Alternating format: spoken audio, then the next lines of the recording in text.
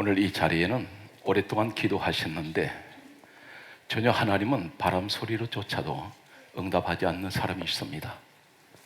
그렇게 소원하며 열심히 기도하고 믿음으로 달려왔는데 하나님께서는 도대체 나를 왜 외면하실까요? 꿈에서라도 그분을 한 번쯤이라도 만나보고 싶은데 그분은 전혀 만나주지 않습니다. 마치 내 기도가 허공치는 소리 같습니다. 때로는 그렇게 믿음으로 산다고 하시면서도 한쪽 마음속에는 의심이 들어옵니다. 하나님은 정말 계실까?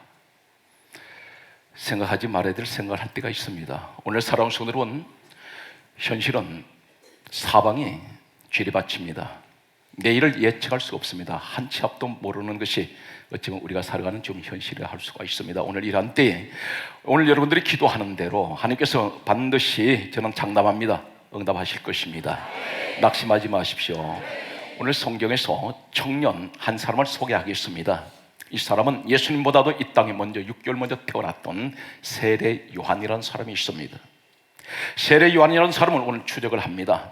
지금부터 약 39절 이상을 여러분에게 말씀을 우리가 찾아가면서 연결할 텐데, 오늘 이 말씀을 듣는 사랑하는 성도 여러분, 반드시 오늘 이 말씀을 듣는 사람은 요한복음 1장 1절은 말씀은 하나님이시라 했으니 말씀으로 찾아오신 하나님은 오늘 시간 반드시 어디에서 역사하십니까? 사도행전 10장 44절 말씀에 보게 되면 성령께서는 말씀 듣는 사람에게 찾아오십니다. 오늘 시간 여러분 말씀을 듣고 계시다가 성령이 임하는 시간 되시기 바랍니다. 오늘 예수님은 누구십니까? 요한복음 1장 14절에 참고로 말씀드리겠습니다. 말씀이 육신이 되어 우리 가운데 오신 분이 예수님이십니다. 오늘 내가 주님을 만나기를 원합니다 할 때 말씀을 붙드십시오. 말씀을 붙드는 사람 마치 혈류증 여인이 주님 옷가에 손대는 사람과 마찬가지입니다. 믿음으로 그 말씀을 붙드십시오. 성경은 이렇게 말씀하고 있습니다. 로마서 10장 17절에 이렇게 말씀합니다. 믿음은 들음에서 나며 들음은 그리스도인 말씀으로 말씀합니다. 우리가 믿음으로 구원받습니다. 그런데 어떻게 구원받습니까? 말씀을 믿어야 구원이 있습니다. 오늘 이 말씀 속에는 천지 우주 만물의 창조 사건이 다 기록되어 있고 마귀 천사가 기록되어 있으며 예수님이 누구신지, 하나님이 누구신지, 천국 지옥이 어떤 것인지를 다 기록되어 있습니다. 성경을 모르면 여러분 예수님을 모릅니다. 성경을 모르면 하나님이 누구신지 모릅니다. 성경 말씀을 모르면 천지 우주 만물이 창조된 것도 아무것도 모릅니다.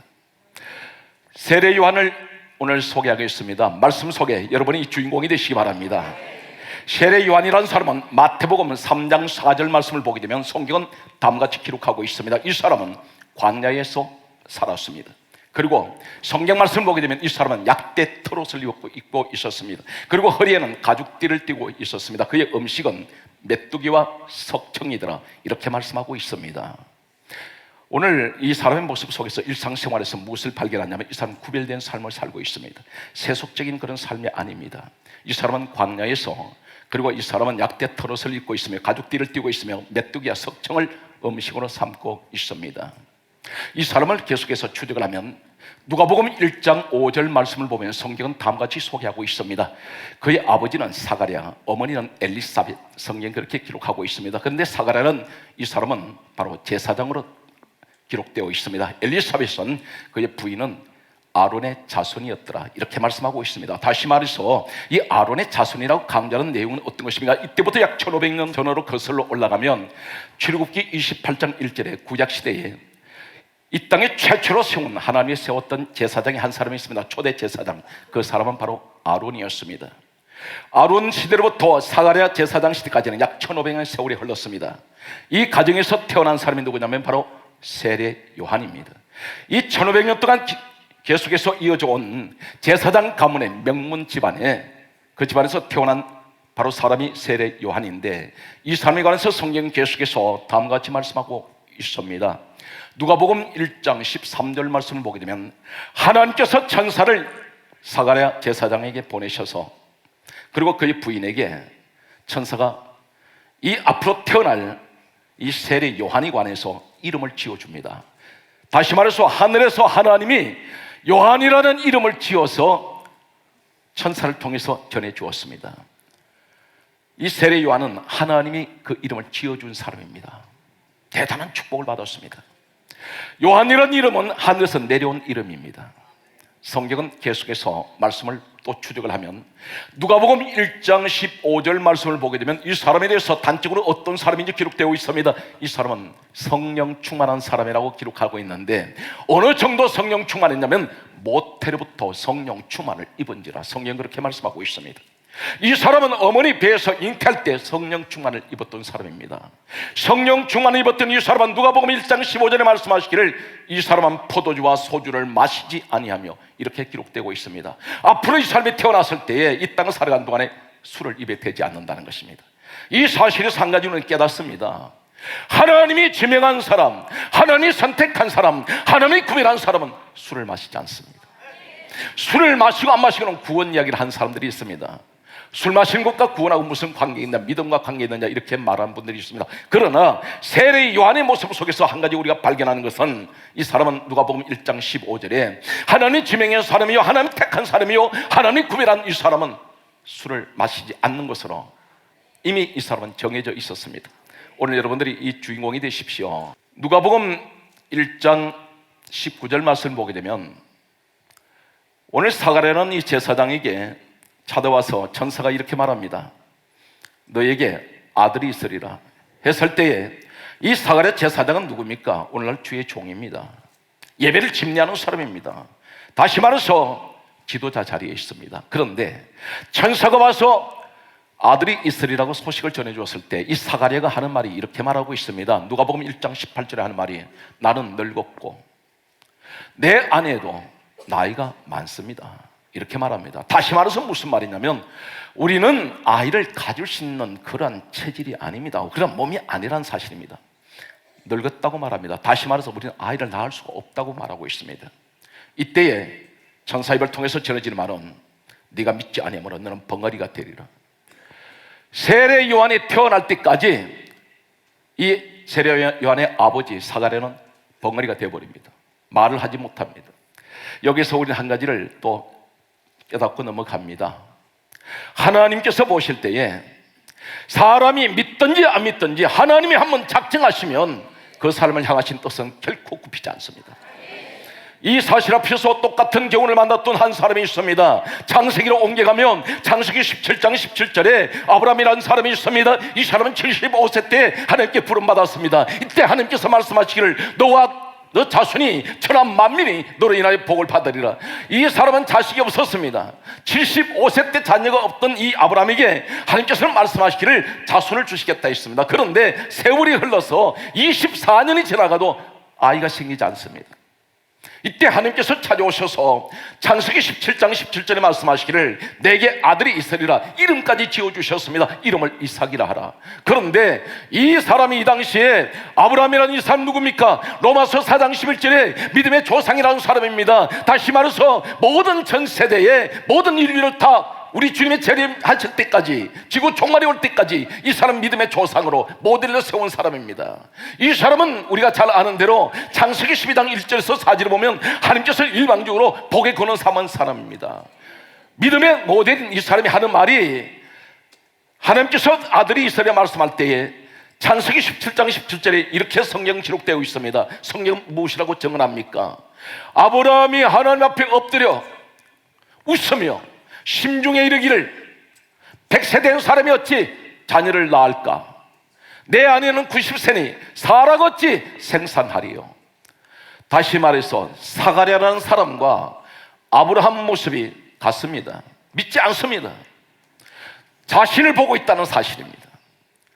성경은 계속해서 이 아브라함의 부인에게 성경을 이렇게 강조하고 있습니다. 창세기 18장 12절 말씀을 보게 되면 사례가 하나님께서 말씀하실 때 아들을 낳으리라 했더니 이 사례 부인이 하는 말이 웃었습니다. 아브라함 남편도 웃고 아내도 웃습니다. 왜 그렇습니까? 안 믿습니다. 무엇을 보기 때문에? 자신을 보기 때문에. 오늘 사가랴나 아브라함이나 사례가 자신을 보지 않고 나는 내 몸뚱아리가 마른 막대기 같고 통나무 같습니다. 그러나 우리 하나님을 바라보면 충분히 하나님께서는 이 일을 이루어내실 줄 믿습니다.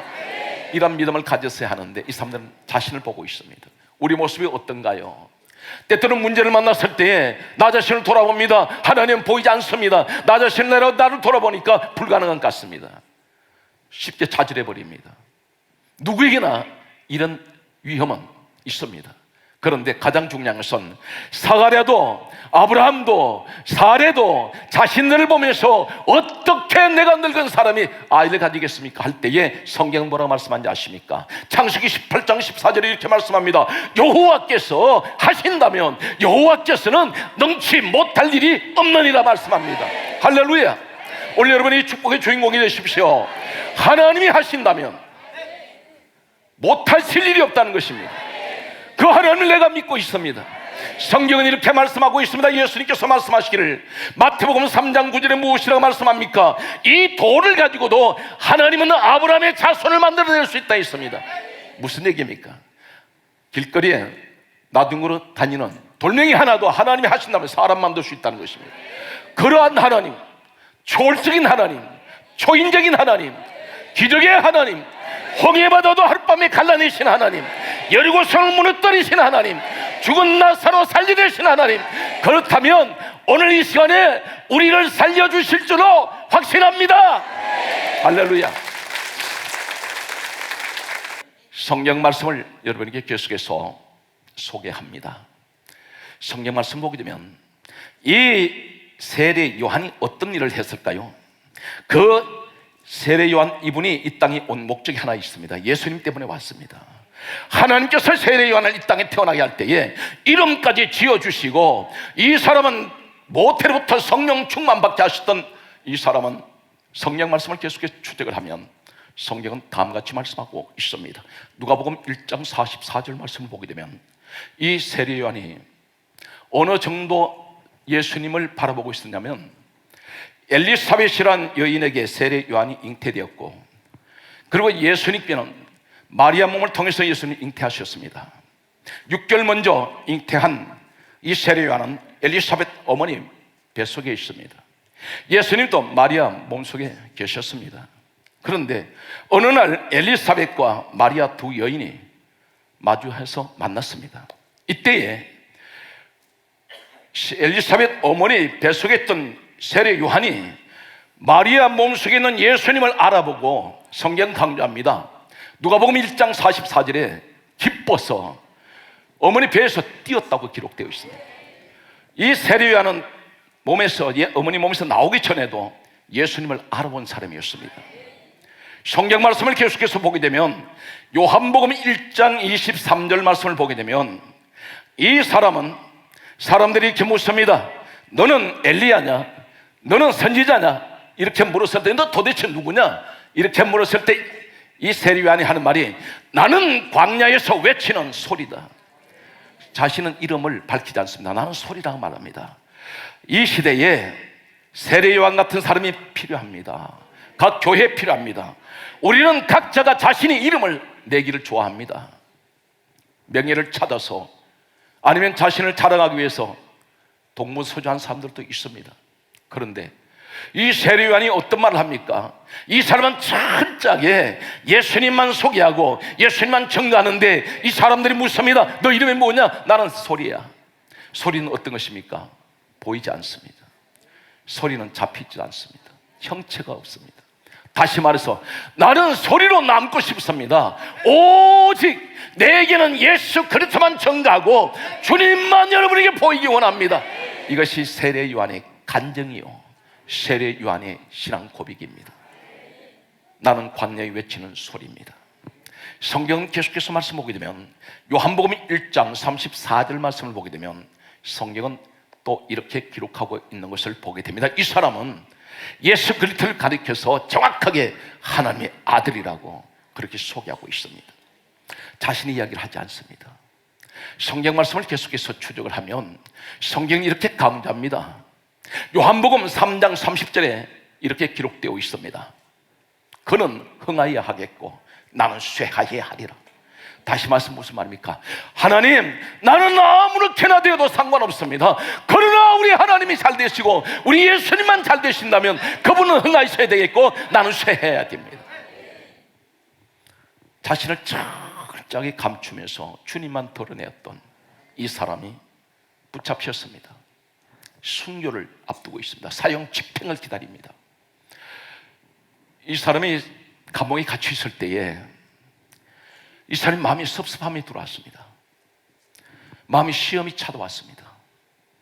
성경은 이렇게 강조하고 있습니다. 마태복음 11장 2절 말씀 보게 되면 이 세례 요한이 감옥에서 제자들이 하는 말이 예수님께 가서 좀 물어보라 그랬습니다. 뭐라고 묻느냐면 우리가 기다렸던 사람이 당신 맞습니까? 아니면 다른 사람을 기다려야 합니까? 이 말을 좀 물어보라 했습니다.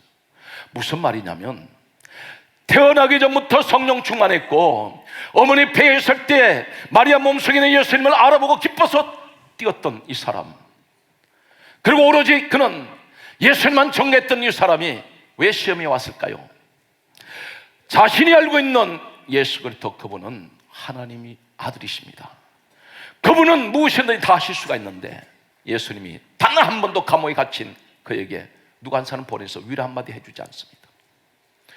주님의 능력이면 충분히 감옥에서 건져내실 텐데 전혀 거들떠보지 않습니다. 아예 외면해 버리십니다. 이 세례 요한이 얼마나 섭섭했는지 모릅니다. 나는 주님을 위해서 지금까지 이렇게 충성 다했는데, 우리 모습입니다. 때때로 내가 교회 생활에서 지금까지 신앙생활 하면서 나는 하나님 곁눈질 한번 하지 않고 세상에 눈 한번 돌리지 않고 내가 쓸 거 쓰지 않고 하나님 앞에 다 정성껏 주님 위해서 일해오고 주님 위해서 썼는데, 지금 내가 이 다가오는 이 고난이 하나님 왜 모른 척 하세요? 하나님 왜 나를 외면하십니까? 내가 아무리 기도해도 하나님 응답하지 않는 이유가 도대체 무엇입니까? 다른 사람은 죄를 짓고 살아도 세상이 떵떵거리고 사는데 나는 주님 앞에 만날 엎드려 기도하면서 울면서 기도하고 매달려도 하나님 왜 모른 척 하십니까?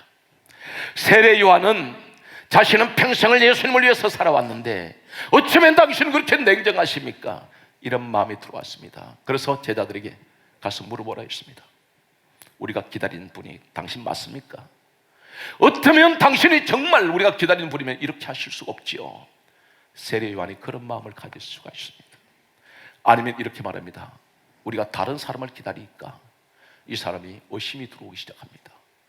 내가 기다리던, 내가 정언했던 예수님이 이런 분이셨습니까?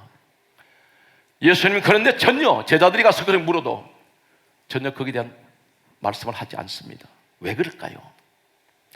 오늘 주님께서 이렇게 말씀합니다. 세례 요한이 이제 순교 현장으로 목 잘려서 순교할 때에 직전에 이렇게 말씀합니다. 마태복음 11장 11절에 드디어 주님이 한마디 말씀을 하세요. 여자가 낳은 자 중에 세례 요한보다 더 큰 자가 없다. 무슨 말씀하냐면 이 땅에서 상급받고 이 땅에서 칭찬받으면 하늘에 상급이 없습니다. 우리 주님은 다 알고 계세요. 그분이 누구십니까? 마태복음 10장 30절에 보면 우리는 잘 알고 있습니다. 우리 사람 머리털까지도 다 세신 바 되셨어요. 베드로가 밤새도록 금을 던졌는데 고기 한 마리 못 잡았을 때에 주님께서 누가복음 5장의 말씀 보게 되면 베드로가 밤이 맞도록 수고를 했으면 이 사람 바다의 전문가입니다. 고기잡이 전문가입니다. 그런 배운 학문은 없는데 최소한 고기잡이 이 일이 돼서는 이 사람 타의 추종을 불허합니다. 갈릴리 바다에 관한 한 이 사람은 최고의 고기 잡는 전문가입니다. 그런데 실패해버렸습니다. 우리 주님은 이 땅에 오셔서 목수일 하셨습니다.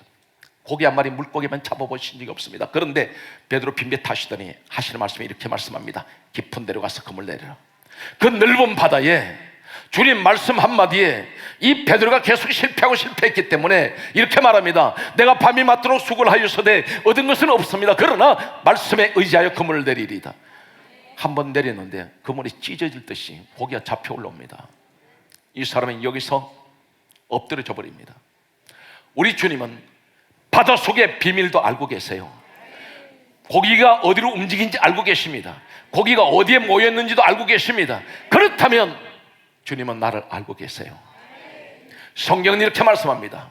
너 어미는 너를 잊었을지라도 나는 너를 잊지 못한다. 너를 내 손바닥에다 기록해 놓았다 그래요. 그런데 왜 세례 요한을 모른 척 하십니까?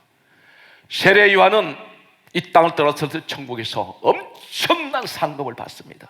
사랑하는 성도 여러분, 우리 주님은 여러분의 고통과 괴로움을 알고 계세요. 주님은 결코 잊지 않습니다. 성경은 이렇게 말씀하는 것을 보게 됩니다. 우리가 신앙생활하면서 여러 가지 문제가 찾아왔을 때에 오늘 성경 가운데서 구약시대 최고의 지도자 한 사람이 있습니다. 모세라는 사람이 있습니다. 이 모세가 이스라엘 백성들을 이끌고 광야길을 가다가 이 사람은 도중에 어려운 문제를 만납니다. 백성들이 고기를 달라고 먹는 문제를 가지고 나왔을 때에 이 사람은 모세가 하나님 앞에 엎드려서 이렇게 기도합니다. 민수기 11장 15절에 하나님 나를 죽여주세요. 내가 어떻게 이 고통을 보고 있습니까? 오늘날 주의 종도 하나님 앞에 자신을 죽여달라고 말할 때가 있습니다. 우리에게 똑같은 그런 시험이 올 때가 있습니다. 엘리야라는 사람이 있습니다. 엘리야는 열왕기상 19장 4절에 보게 되면 노뎀나무 아래에 누워서 사람 때문에 시험이 찾아왔습니다. 하나님 앞에 이렇게 기도합니다. 나를 죽여주세요. 목회를 그만두겠습니다. 그런 절망적인 상황에 놓일 때가 있습니다. 다윗이라는 사람이 있습니다. 이 사람은 하나님께서 지명한 사람입니다. 이 사람은 성령 충만받았습니다. 이 사람은 하나님께서 지명해서 목동을 왕으로 세우는 사람입니다. 그런데 이 사람이 시편 22편 1절에서 2절 말씀을 보게 되면 이 다윗이 너무너무 힘들고 어려워서 이렇게 하나님 앞에 기도합니다. 하나님이여, 내 하나님이여, 나의 부르짖는 소리를 왜 듣지 아니하십니까? 왜 나를 버리셨습니까? 하나님 나를 왜 돕지 아니하십니까? 내가 신음하는 소리를 왜 듣지 않습니까? 내가 낮에도 부르짖고 밤에도 부르짖는데 하나님 왜 응답지 않습니까? 어쩌면 우리 모습일 수가 있습니다. 하나님 과연 응답하지 않았을까요? 알고 계십니다. 하나님께서 그의 고난을 통해서 영광을 받는 사람이 있습니다. 오늘 사랑하는 성도들은 본문 말씀을 소개합니다. 이사야 41장 10절에 두려워하지 말라, 내가 너와 함께함이니라. 놀라지 말라, 나는 내 하나님이 됨이니라. 내가 너를 굳세게 하리라. 참으로 너를 붙들어 주리라. 참으로 내가 너를 도와주리라 했습니다. 오늘 사랑하는 성도들은 5가지 말씀합니다. 두려워하지 마라. 첫 번째 말씀합니다. 두 번째 무엇을 말씀합니까? 내가 너를 도와주고 내가 너를 붙잡아주고 나는 너의 하나님이 되고 내가 너를 축복한다는 이 말씀을 우리가 붙들어야 됩니다. 성경은 이렇게 말씀하고 있습니다. 예수님께서 요한복음 16장 33절 말씀을 보게 되면 다음과 같이 말씀하고 있습니다. 너희가 세상에서 환난을 당하나 담대하라, 내가 세상을 이겼노라. 사랑하는 성도 여러분, 오늘 우리에게 하나님께서 이렇게 말씀하고 있습니다. 우리 하나님께서는 우리에게 시험이 오는 것을 알고 있습니다. 여러분, 알고 있는 자체로만 끝나면 안 됩니다. 이 말씀 붙드시기 바랍니다. 성경은 강조하고 넘어갑니다. 야고보서 2장 22절에 믿음은 행함으로 함께 일한다 했으니 주여, 내가 오늘 이 말씀을 붙들고 하나님 반드시 내 기도를 듣고 계신 줄 믿사오니 반드시 나를 향하신 하나님의 뜻이 이루어집니다. 오늘 이 자리에 하나님께서 어떻게 하십니까? 아무도 생각 못했던 여호수아라는 사람, 모세 후계자로 세우실 때에 이 사람은 여호수아 1장 1절에 모세 시종입니다. 시종이라는 말은 모실시 따를 종자를 씁니다. 한자에. 그런데 하나님이 이 사람을 들어서실 때에 모세라는 사람에게도 말씀하지 않습니다. 결정적인 순간까지 하나님만 품고 계세요. 오늘 여러분을 향하신 마음 똑같습니다. 지금 고난의 연속입니다. 그런데 하나님께서는 어쩌면 내일 나를 바로 들어 세울지 모릅니다. 그것은 하나님만이 갖고 계십니다. 여호수아라는 사람은 하나님께서 신명기 34장 9절에 모세가 이 땅 떠날 때 안수를 하게 하십니다. 안수하는 순간 이 사람은 이스라엘 민족의 지도자가 됩니다. 이 사람이 지도자가 되리라는 아무 상상 못했습니다. 그런데 하나님께서 이 일을 언제 하세요? 그분만이 갖고 계시는 이 뜻은 반드시 때가 되면 이루어내신다는 사실입니다. 여러분을 향하신 그 뜻이 반드시 이루어질 줄 저는 확신합니다. 따라서 두려워하지 말라. 따라서 두려워하지 말라. 내가 너와 함께함이라.